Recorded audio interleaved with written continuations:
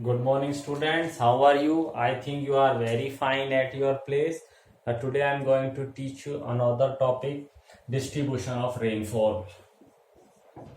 Distribution of rainfall बेटा पिछले topic समझ में आ गए होंगे, नहीं समझ में आए तो आप मुझे क्वेश्चंस सेंड कर सकते हैं, अपने डाउट्स भेज सकते हैं। अब डिस्ट्रीब्यूशन ऑफ रेनफॉल आप करेंगे, मैं बताऊंगा कैसे। अगर आपके समझ में आ गया है, जैसे अपना Arabian sea of Bay of Bengal से मॉनसून चलता है, ठीक है, तो अब अपने डिस्ट्रीब्यूशन ऑफ रेनफॉल मतलब किस एरिया में कितनी रेनफॉल होती है, इसको अपन डिवाइड कर लेते हैं area of high rainfall, medium rainfall और लो रेनफॉल।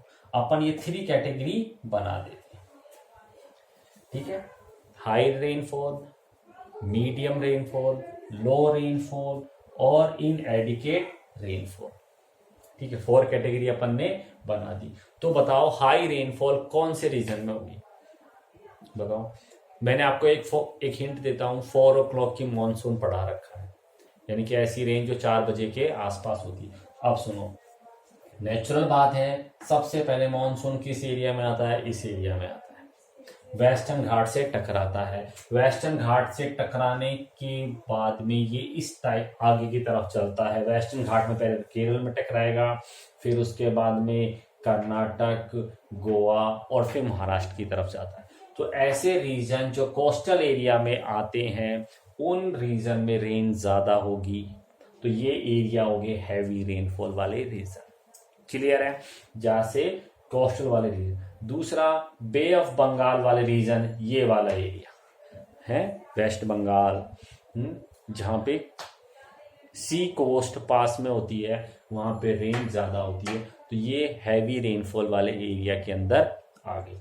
अब अपन चलते हैं मीडियम रेनफॉल। मैंने आपको बताया था जैसे जैसे अपन अंदर की तरफ जाएंगे रेनफॉल डिक्रीज होगा, तो अंदर वाला जो एरिया है, यानी कि वेस्टर्न घाट के ईस्टर्न साइड वाला एरिया, ठीक है, और इधर अरुणाचल प्रदेश, आसाम वाले जो एरिया है, बिहार, पटना, सॉरी बिहार और पटना तो एक ही है, यूपी बिहार वाले एरिया, ये मीडियम रेनफॉल वाले एरिया है।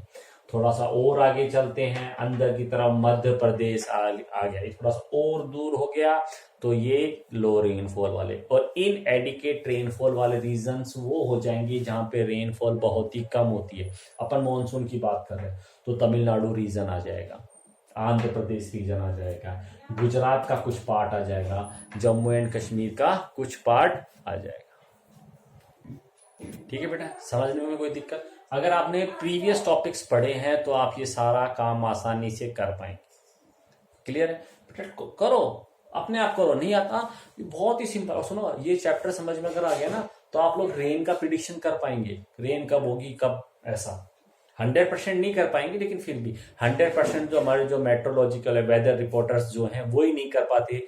जिनके पास में इक्विपमेंट्स हैं, मशीन से हैं, वो ही नहीं कर पाते। अपन विदाउट मशीन कैसे कर पाएंगे? लेकिन फिर भी जैसे आपने सुना होगा, ओल्ड पर्सन जो होते हैं गांव के, वो बता देते हैं आज ऐसे देख के कि बरसात होगी, रेन होगी कि नहीं होगी। वो कैसे बताते हैं? वो रेन का फिनोमिना समझ जाते हैं। क्लाइमेट जो चैप्टर में जो बताया गया है वो उनको पता है।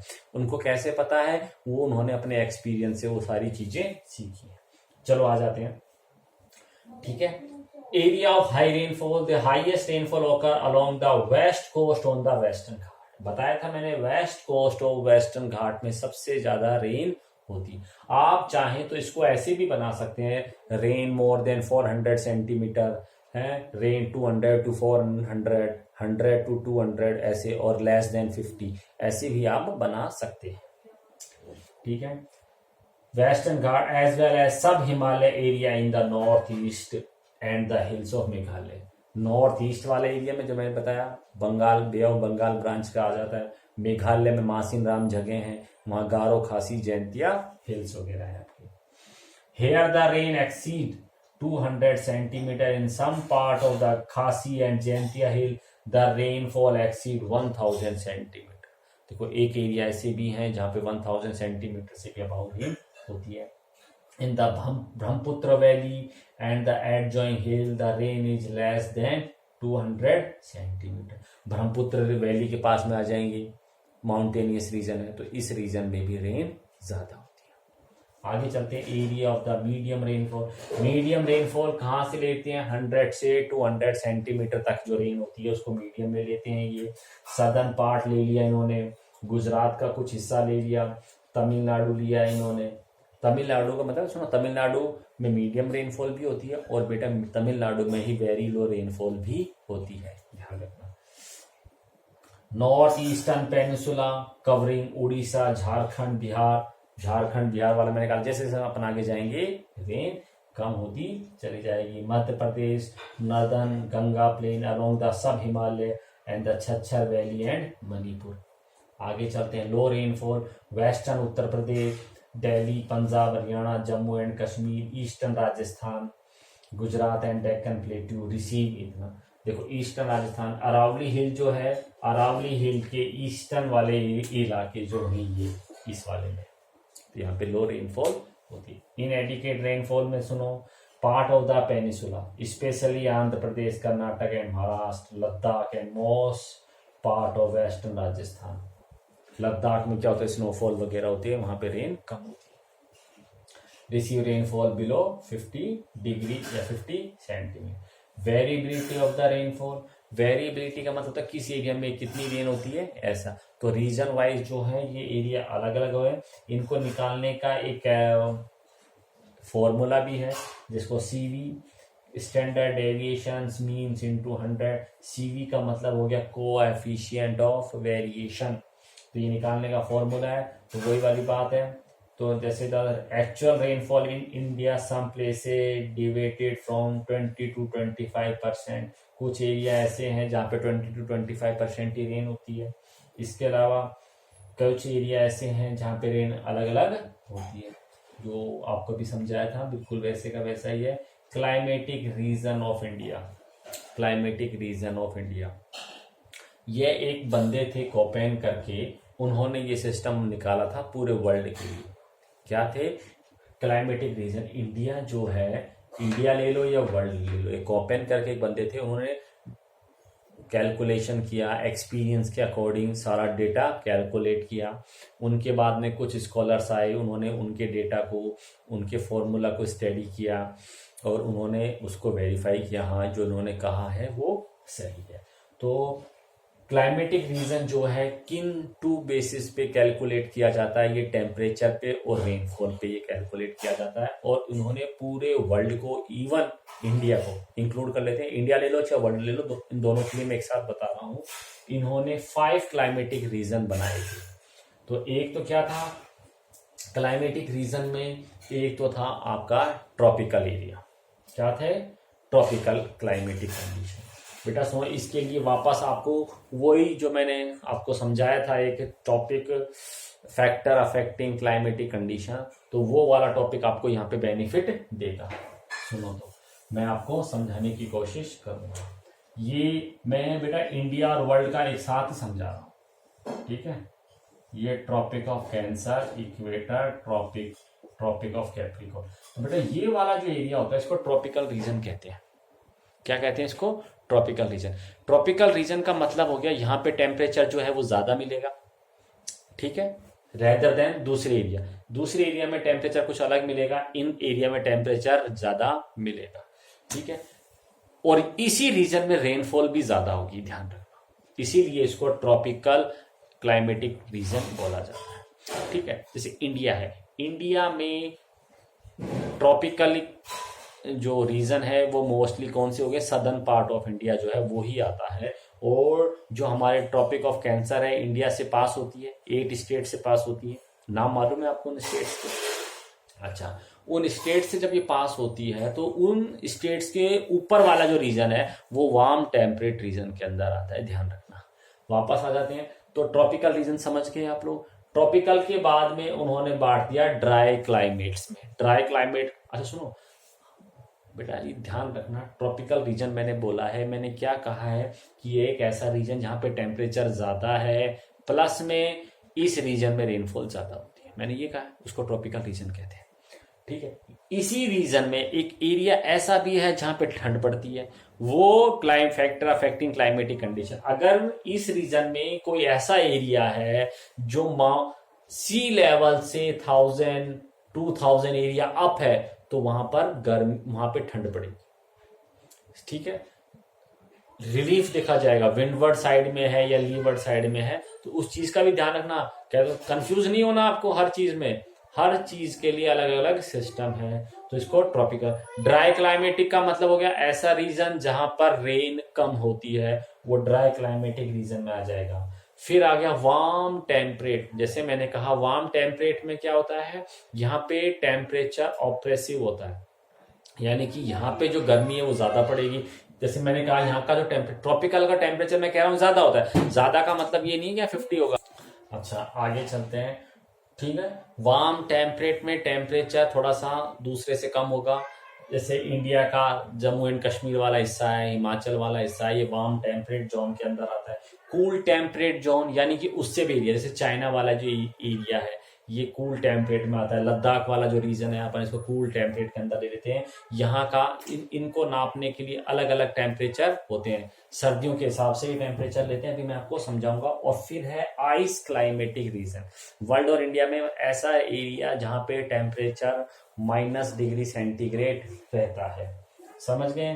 तो ये कोपेन ने क्लाइमेटिक रीजन बताए थे, अब मैं इसका समझा रहा हूँ। हाँ मेरा सर आया आपसे मिलने के लिए।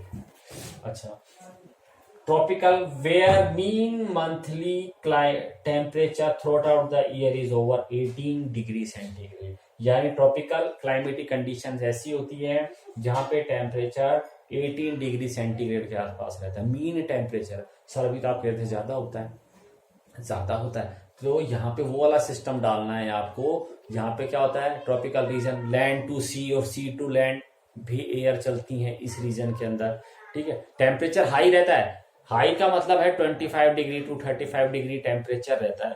और जो वार्म टेम्परेट है उसका टेम्परेचर इससे भी ज्यादा रहता है, और ठंड जो पड़ती है तो वो इससे ज्यादा पड़ती है। यानी कि ट्रॉपिकल क्लाइमेटिक जो रीजन है वहां पे मॉडरेट टेम्परेचर रहता है, neither too hot neither too cold. और वार्म टेम्परेचर में, टेम्परेट रीजन में ठंड भी ज्यादा पड़ेगी और गर्मी भी ज्यादा पड़ेगी।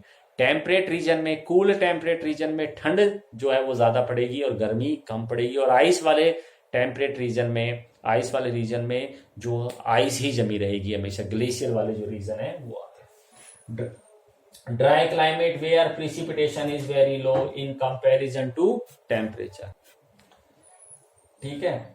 इन comparison if dryness is less it is semi arid, if it is more the climate is arid। Climate जो है एरिड रहते हैं, ऐसा एरिया जहां पे जो रेन होती है वो कम होती है। प्रिसिपिटेशन का मतलब होता है मॉइस्चर जो मिलता है, यानी कि whenever we get water in any from the atmosphere it is known as precipitation. Precipitation का मतलब होता है आपका, रेन को भी प्रिसिपिटेशन कहते हैं, मॉइस्ट हो, हेल हो, फॉग हो, स्नो हो, ठीक है। चलते हैं तो यहाँ आप आगे चलते हैं वार्म टेम्परेट। तो वार्म टेम्परेट रीजन में जो टेम्परेचर है, कोल्डेस्ट जो मंथ है वहां का जो टेम्परेचर है 18 डिग्री सेंटीग्रेड रहता है और -3, यानी कि -3 से 18 डिग्री सेंटीग्रेड टेम्परेचर जहां रहता है वो वाले रीजन वार्म टेम्परेट में आते हैं। कूल टेम्परेट में और भी ठंड पड़ती है। Where mean temperature of the warmest month, यानी कि जब गर्मी पड़ती है कूल टेम्परेचर में, कूल टेम्परेट रीजन में, तो टेम्परेचर कितना रहता है, तो वहां का टेम्परेचर रहता है 10 degree. And mean temperature of the coldest month is under -3। Ice climate where mean temperature of the warmest month is under 10 degree. Koppen ने ये सारा कुछ बताने के लिए कुछ सिंबल्स इस्तेमाल किए थे। इसके ऊपर डिटेल में पूरा का पूरा एक चैप्टर है, तब आपको समझाएंगे, ठीक है। अभी आपकी समझ में नहीं आएगा। अब ले लेते हैं monsoon and the economic life of India. Monsoon जो है वो हमारे इंडिया की इकोनॉमिकल जो लाइफ है उसको कैसे इफेक्ट करता है। जैसे हमारी एग्रीकल्चर जो क्रॉप है पूरी तरीके से मानसून पे डिपेंड है उस रीजन में जहाँ पे इरिगेशन फैसिलिटी नहीं है, और जिन रीजन में इरिगेशन फैसिलिटी है तो भी हमें मानसून रेन तो चाहिए, नहीं तो क्या होता है। और मानसून क्या करता है, क्लाइमेट को कंट्रोल भी करता है, नहीं तो गर्मी बढ़ती जाएगी। Monsoon is that axis around which revolve the entire agriculture cycle of India. It is because about 64% people of India depend on agriculture for their livelihood and agriculture itself. Next जो है, जो हिमालय रीजन को छोड़ के, जैसे मैं बताया था मानसून एग्रीकल्चर और मानसून रीजन को हिमालयन रीजन को छोड़कर बाकी जो इंडिया का जो पार्ट है वो प्लांट को उगाने के लिए मानसून की जरूरत। हिमालय वाले रीजन को इसलिए निकाल देते हैं क्योंकि हिमालय पहाड़ी इलाका हो गया, वहां कुछ उग ही नहीं सकता, ठीक है। और जो रीजनल वेरिएशंस रहता है, कहीं पे रेन ज्यादा होती है, कहीं पे रेन कम होती है, इसकी वजह से क्या होता है, डिफरेंट क्लाइमेटिक कंडीशंस बनती हैं और डिफरेंट क्लाइमेटिक कंडीशन की वजह से डिफरेंट टाइप की क्रॉप्स उगती हैं, ध्यान रखना। नेक्स्ट था variability of the rainfall bring drought और फ्लड। रेन की वेरिएबिलिटी की वजह से किसी जगह पे तो फ्लड आ जाती है और किसी जगह पर आपके ड्रॉट आ जाता है। Agriculture prosperity of India depend very much on timely and adequate distribution rainfall, बताई थी आपको। और sudden monsoon burst create problem of soil erosion over large area in India. कई बार ब्रस्ट इन मॉनसून हो जाता है, तेजी से हैवी रेनफॉल होती है जिसकी वजह से हमारा सॉइल इरोजन हो जाता है। विंटर जो रेनफॉल होती है उसकी वजह से हमारे जो रबी की क्रॉप है उसमें बेनिफिशियल रहता है। विंटर में रेन किस वजह से होती है बताओ, वही बात है, साइक्लोनिक डिस्टर्बेंस होता है या वेस्टर्नली डिस्टर्बेंस होता है। Regional variation in India is reflect in the vast variety of food, cloth and house style. और जैसे जैसे हमारे यहाँ पे क्लाइमेटिक वेरिएशंस है उसकी वजह से हमारे खाने पीने का तरीका भी अलग अलग है, कपड़े पहनने का तरीका भी अलग अलग है। जैसे साउथ इंडिया में पीपल वाइट क्लॉथ ज्यादा पहनते हैं, नॉर्थ इंडिया में ऐसा नहीं है। साउथ इंडिया में पीपल राइस ज़्यादा खाते हैं क्योंकि जहाँ पे सनलाइट ज़्यादा पड़ती है तो वहाँ पे राइस उगता है।